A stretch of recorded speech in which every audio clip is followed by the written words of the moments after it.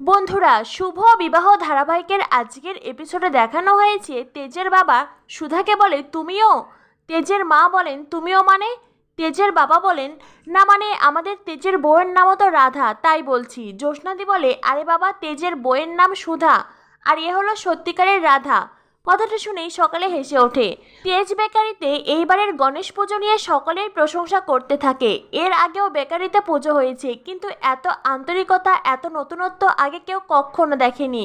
কেউ কেউ আবার বলেন ভোগের প্রসাদ অসাধারণ ছিল, এমন প্রসাদ এর আগে কখনো খায়নি। আবার অনেকের মতে এই ঝড় বৃষ্টির মধ্যেও যে পুজোটা এত ভালোভাবে সম্পন্ন হবে এটাও তারা ভাবতে পারেননি। আবার কেউ কেউ ভেবেছিল হয়তোবা সব আয়োজন নষ্টই হয়ে যাবে। তখনই তেজের বাবা বলেন যা কিছু সম্ভব হয়েছে সব কিছুই এই সুধার জন্য। ঠাম্মি তো ড্যাব ড্যাব করে তেজের বাবার দিকে তাকান, আর সকলেই তেজের বাবার দিকে তাকিয়ে আছেন। তেজের বাবা বলেন আরে সুধা নয়, সুধা নয়, রাধা। এরপরেই সুধা ঠাম্মিকে প্রসাদ দিতে চাই। ঠাম্মি বলেন প্রসাদ পরে নেব, আগে এদিকে এসো তো। এই বলে ঠাম্মি নিজের গলার হার খুলে সুধাকে পরিয়ে দেয়।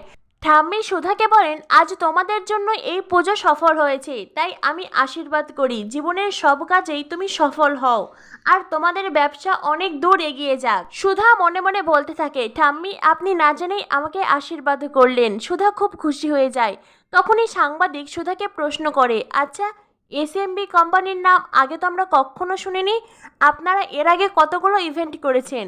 সাংবাদিকদের এমন প্রশ্ন শুনে সুধা বিব্রত বোধ করে। তখনই তেজ বলে আরে উনি তো বাংলা বোঝেন না, আপনারা ওদিকে চলুন না, ওদিকে ভোগ বিতরণ করা হচ্ছে। এরপরে সকলে মিলে ভোগের দিকে যায়। এরপরেই দেখা যায় তেজ সুধা আড়ালে দাঁড়িয়ে আলাদা করে কথা বলছে। সুধা তেজের হাতে প্রসাদ দিয়ে বলে এই নিন, আপনি তো প্রসাদ নেননি।